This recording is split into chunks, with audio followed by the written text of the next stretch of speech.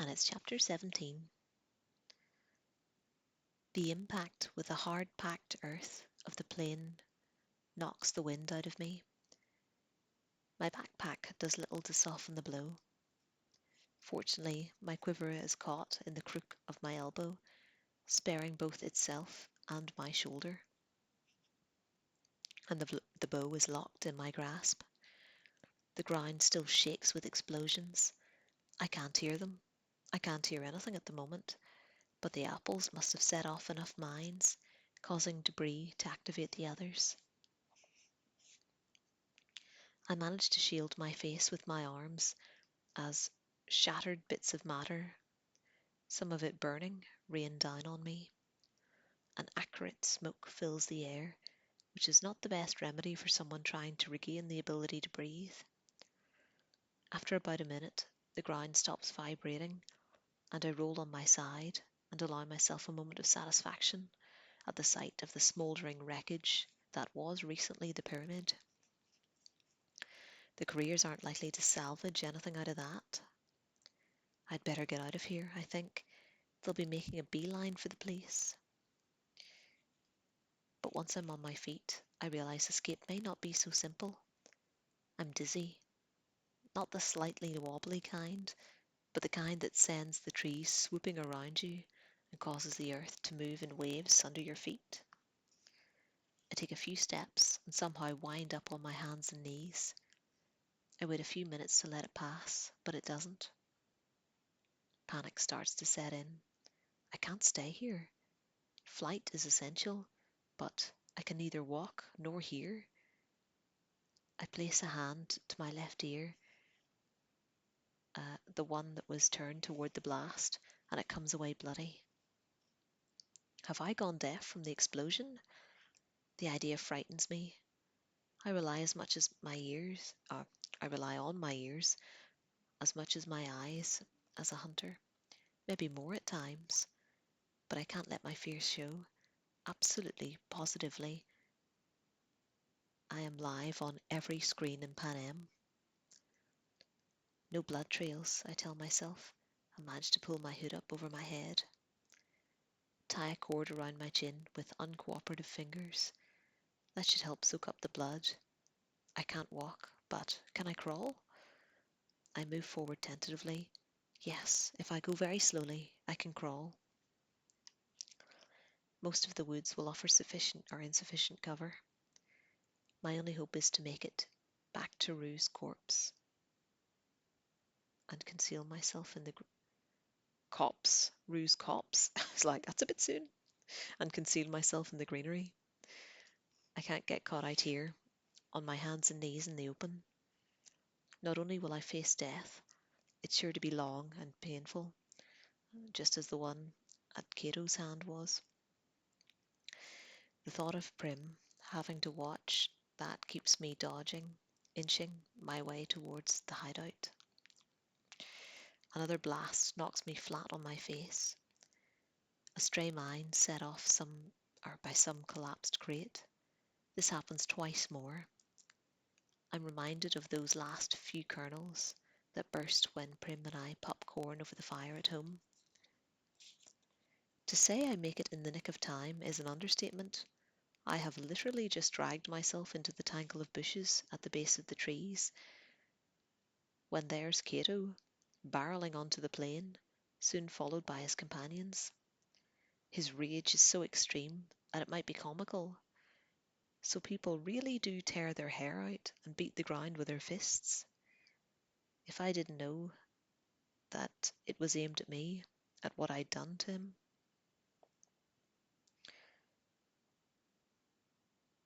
I didn't know what I'd done to him. Add to that my proximity, my inability to run or defend myself, and, in fact, the whole thing has me terrified. I'm glad my hiding place makes it impossible for the cameras to get a close shot of me, because I'm biting my nails like there's no tomorrow, gnawing off the last bits of nail polish, trying to keep my teeth from chattering.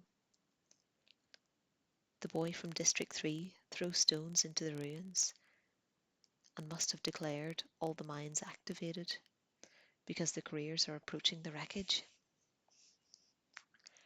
Kato has finished the first phase of his tantrum and takes out his anger on the smoking remains by kicking open various containers. The other tributes are poking around in the mess, looking for anything to salvage, but there's nothing. The boy from District 3 has done his job too well. This idea must occur to Kato too, because he turns on the boy and appears to be shouting at him. The boy from District 3 only has time to turn and run before Kato catches him in a headlock from behind. I can see the muscles ripple in Kato's arms as he sharply jerks the boy's head to the side. It's that quick. The death of the boy from District 3. The other two careers seem to be trying to calm Kato down. I can tell he wants to return to the woods, but they keep pointing at the sky, which puzzles me until I realize, of course, they think whoever set off the explosions is dead. They don't know about the arrows and the apples. They'll assume the booby trap was faulty, but that the tribute they assumed the booby trap was faulty, but that the tribute who blew up the supplies was killed doing it. If there was a cannon shot, it would have easily been lost in the subsequent explosions. The shattered remains of the thief removed by hovercraft. They retire to the far side of the lake to allow the game makers to retrieve the body of the boy from District 3, and they wait. I suppose a cannon goes off. A hovercraft appears and takes the dead boy. The sun dips below the horizon. Night falls. Up in the sky, I see the seal and know the anthem must have begun. A moment of darkness. They show the boy from District 3. They show the boy from District 10, who must have died this morning. Then the seal reappears, so now they know the bomber survived. In the seal's light, I can see Kato and the girl from District 2 put on their night vision glasses. The boy from District 1 ignites a tree branch for a torch, illuminating the grim determination on their faces. The careers stride back into the woods to hunt. The dizziness has subsided, and while my left ear is still deafened, I can hear a ringing in my right, which seems a good sign. There's no point in leaving my hiding place, though. I'm about as safe here as I can be, here at the crime scene. They probably think the bomber has a 3 hour lead on them. Still, it's a long time before I risk moving. The first thing I do is dig out my own glasses and put them on, which relaxes me a little, to have at least some of my hunter's senses working. I drink some water and wash the blood from my ear, fearing the smell of meat will draw unwanted predators. Fresh blood is bad enough. I make a good meal out of the greens and roots and berries Rue and I had gathered today. Where was my little ally? Did she make it back to the rendezvous point? Is she worried about me? At least the sky has shown we're both alive. I run through the surviving tributes on my fingers. The boy from District 1, both from 2, Foxface, both from 11 and 12, just 8 of us. The betting must be getting really hot in the capital. They'll be doing special features on each of us now, probably interviewing our friends and family. It's been a long time since the tribute from District 12 made it to the top 8. And now there are 2 of us, although, from what Kato said, Pete is on his way out. Not that Kato has the final word on anything. Did he just lose his entire stash of supplies?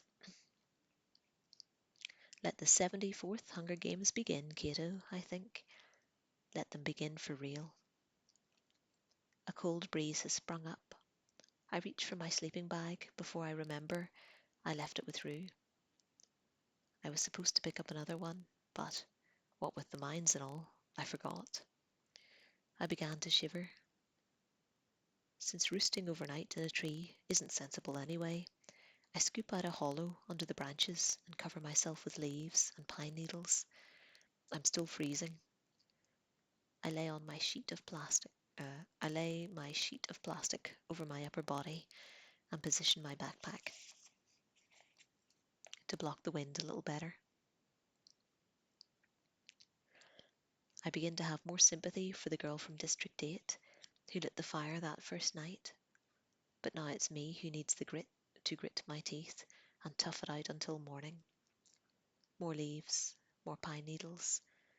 I pull my arms inside my jacket and tuck up my knees to my chest. Somehow I drift off to sleep. When I open my eyes, the world looks slightly fractured. It takes a minute to realize that the sun must be well up and the glasses fragmenting my vision. As I sit up and remove them, I hear a laugh somewhere near the lake and freeze. The laugh's distorted, but the fact that it registered at all means I must be regaining my hearing. Yes, my right ear can hear again, although it's still ringing. As for my left ear, well, at least the bleeding has stopped. I peer through the bushes, afraid that the careers have returned, trapping me here for an indefinite time. No, it's Foxface, standing in the rubble of the pyramid and laughing. She's smarter than the careers, actually finding a few useful items in the ashes. A metal pot, a knife blade. I'm perplexed by her amusement until I realise that with the career stores eliminated, she might actually stand a chance, just like the rest of us. It crosses my mind to reveal myself and enlist her as a second ally against the pack, but I rule it out. There's something about her sly grin that makes me sure that befriending Foxface would ultimately get me a knife in the back. With that in mind, this might be an excellent time to shoot her. But she's heard something, not me, because her head turns away toward the drop off, and she sprints for the woods.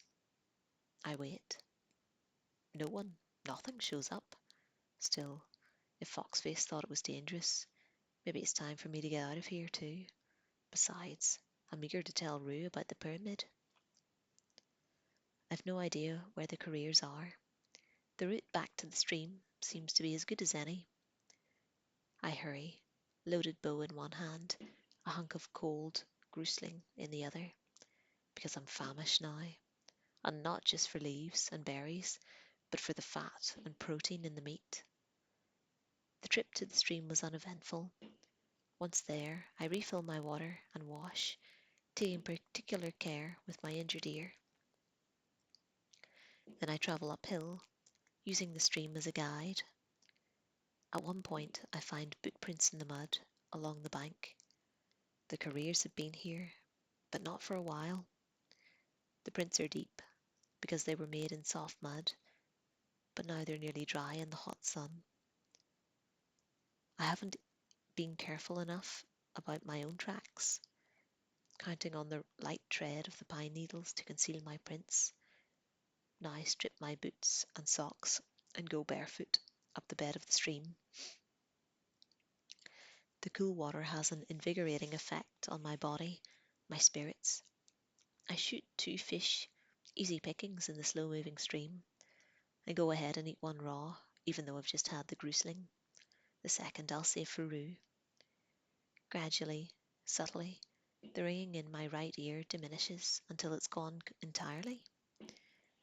I find myself pawing at my left ear periodically, trying to clean away whatever deadens its ability to collect sounds. If there's improvement, it's undetectable. I can't adjust to deafness in the ear. It makes me feel off balance and defenseless to my left, blind even. My head keeps turning to the injured side as my right ear tries to compensate for the wall of nothingness, where yesterday there was a constant flow of information. The more time passes, the less hopeful I am that this is an injury that will heal. When I reach the site of our first meeting, I feel certain it's been undisturbed. There's no sign of Rue, not in the ground or in the trees. This is odd. By now she should have returned, as it's midday. Undoubtedly, she spent the night in a tree somewhere. What else could she do with no light, and the couriers with their night vision goggles tromping around the woods? And the third fire she was supposed to set, although I forgot to check for it last night, was the furthest from our sight of all. She's probably just being cautious about making her way back. I wish she'd hurry, because I don't want to hang around here for too long. I want to spend the afternoon travelling to higher ground, hunting as we go. But there's really nothing for me to do but wait. I wash the blood out of my jacket and hair and clean my ever-growing list of wounds. The burns are much better, but I use a bit of medicine on them anyway. The main thing to worry about now is keeping out infection. I go ahead and eat the second fish. It isn't going to be, or it isn't going to last long in this hot sun anyway. But it should be easy enough to spare a few more for Rue if she would just show up. Feeling too vulnerable on the ground, with my lopsided hearing, I scale a tree to wait. If the couriers show up, this will be a fine place to shoot them from. The sun moves slowly. I do things to pass the time. Chew leaves and apply them to my stings, which are deflating but still tender. Comb through my damp hair with my fingers and braid it. Lace my boots back up. Check over my bow and my remaining 9 arrows. Test my ear repeatedly for signs of life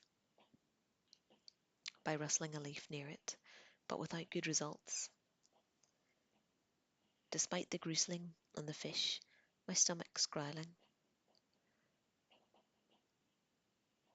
And I know I'm going to have to, and I know I'm going to have what we call a hollow day back in District 12. That's the day when, no matter what you put in your belly, it's never enough.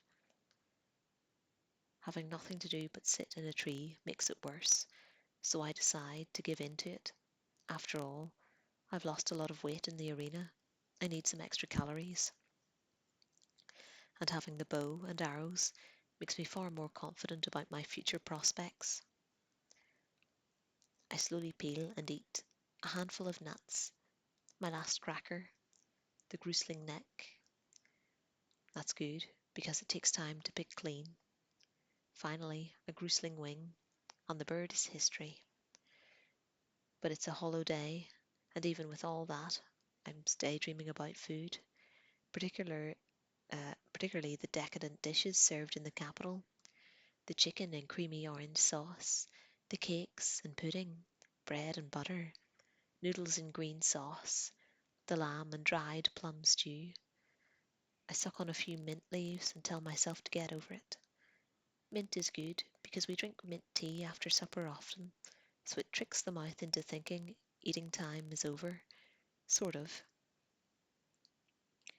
Dangling up in the tree, with the sun warming me, a mouthful of mint, my bow and arrows in hand. This is the most relaxed I've been since we entered the arena. If only Rue would show up, and we could clear out. As the shadows grow, so does my restlessness. By late afternoon, I've resolved to go looking for her. I can at least visit the spot where she set the third fire and see if there's any clues to her whereabouts. Before I go, I scatter a few mint leaves around our old campfire. Since we gathered these some distance away, Rue will understand that I've been here, while they'll mean nothing to the couriers.